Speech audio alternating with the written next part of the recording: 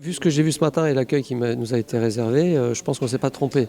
Et au-delà de ça, quand on est entraîneur, on attache une grande importance au terrain. Et tout ce qui a été montré jusqu'à maintenant, on n'a pas fini, puisqu'on va se déplacer encore cet après-midi. C'est vraiment du haut niveau.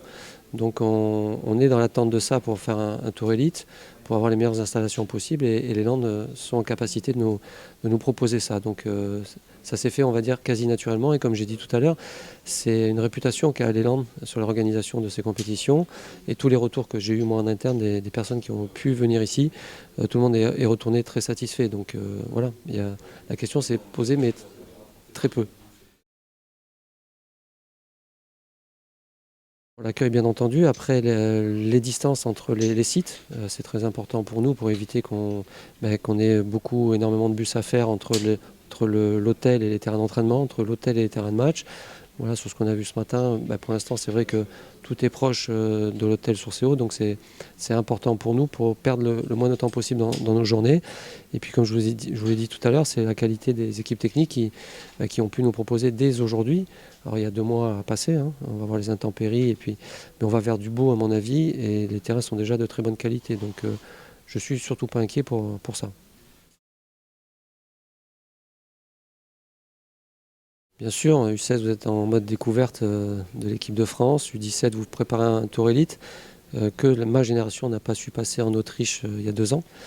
Donc il y a une revanche aussi à prendre par rapport à ça. Et c'est une génération aujourd'hui qui intéresse aussi le sélectionneur qui est juste au-dessus de moi pour les compétitions. C'est Sylvain Ripoll, qui a déjà pris Ryan Aït-Nouri, qui est un 2001 de ma génération en espoir. Et Sylvain a un regard très porté sur ma génération, sur certains éléments. Et comme on a des compétitions en parallèle, lui des éliminatoires pour le championnat d'Europe et les JO à Tokyo, donc je suis en totale discussion avec Sylvain. Donc comme vous le disiez, c'est des joueurs qui sont déjà dans les groupes pro et qui intéressent aussi et déjà les espoirs. Donc voilà, donc il y a en termes d'exigence, il faut être très haut, oui.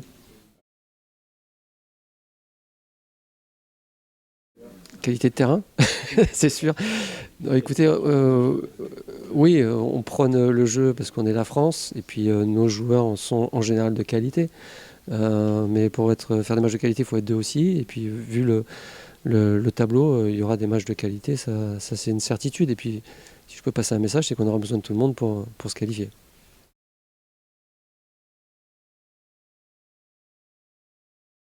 On va jouer des nations fortes du football européen. La petite surprise, si surprise doit y avoir, c'est les Géorgiens qu'on n'attendait pas premiers de leur poule. Et je vous l'ai dit devant la Croatie, et c'est pas rien. Donc voilà, mais ça prouve, et ce qu'on disait aussi, c'est que les soi-disant petites nations travaillent de leur côté. Et donc on a peut-être un peu d'avance, mais il ne faut surtout pas s'endormir. Donc ça promet en tout cas un beau tournoi. Et on espère passer, bien entendu, parce qu'on vient pour ça, mais ce ne sera pas chose aisée. Les trois. Ouais. En ayant vu, je vous dis, c'est pas ça, c'est pas une langue de bois, c'est que j'ai déjà vu les images du tour précédent sur les différentes nations qu'on va rencontrer. J'en ai rencontré deux, Écosse et Russie. La Géorgie que je suis en train d'analyser, c'est aussi une surprise. Enfin, une surprise. C'est pas une surprise parce qu'ils sont là et il y a de la qualité.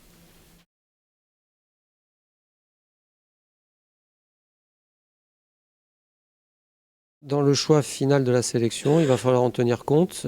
Peut-être qu'il faudra, je dis peut-être parce que je n'ai pas décidé, mais se projeter sur des joueurs qui sont aujourd'hui titulaires en N2 dans leur club pro ou même en 19 ans nationaux, mais qui jouent tous les week-ends et qui ont en fait le rythme et le temps de jeu nécessaire pour être compétitifs, plutôt que d'aller chercher des joueurs qui font depuis un mois, et j'en ai aujourd'hui, qui ont dû jouer 40 minutes en un mois. Et j'ai eu le cas dans les sélections des rassemblements précédents, où j'ai pris des joueurs qui étaient en manque de temps de jeu, qui peuvent être titulaires sans discuter en sélection, mais qui au final ont du mal à terminer les matchs parce qu'ils n'ont pas le rythme. Donc voilà, ce sera aussi un choix à faire à la fin.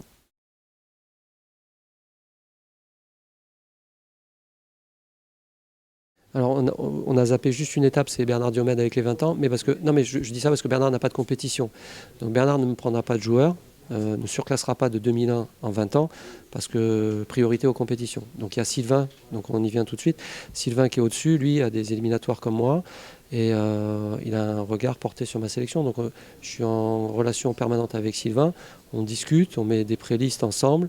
C'est pour ça que si Lucie vous a dit à J-4, on donnera la liste, parce que les espoirs la donneront aussi à J-4. Donc on est sur les dates, même sur les horaires, on est en relation pour donner les listes. Didier, bien entendu, regarde chez Sylvain, ainsi de suite. Après, dans les idées, projets de jeu, sur l'aspect comportemental des joueurs au sein de la sélection, on est totalement en phase et il y a une ligne directrice. Après, sur les plans de jeu, sur les systèmes de jeu, non, on n'a pas de relation.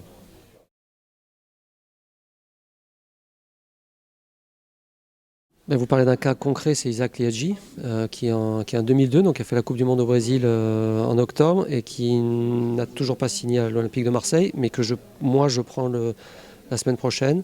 Autant en 16-17, on est très regardant sur les conditions des clubs pour éviter de les mettre en difficulté. Autant on pense qu'à partir des 19 ans, les garçons sont assez matures pour faire leur choix. Et on doit aussi, nous, avoir des résultats et se priver de joueurs potentiellement très intéressants pour la sélection, on ne le fait pas non plus, quoi. Voilà, il faut trouver le juste équilibre.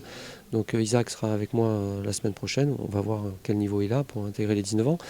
Mais c'est vrai que c'est une problématique. C'est des garçons qui sont sollicités par l'étranger et qui ont des choix un peu cornéliens à faire à des périodes importantes. Et ça tombe dans ces générations-là.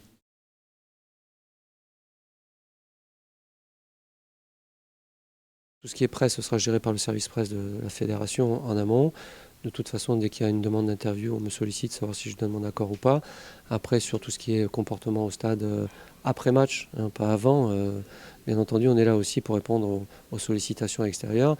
Et on ne peut pas demander aux Landais de venir nous supporter et que derrière, on ne soit pas à disposition pour les remercier. Donc, il faut trouver le juste équilibre, mais il n'y aura pas de souci.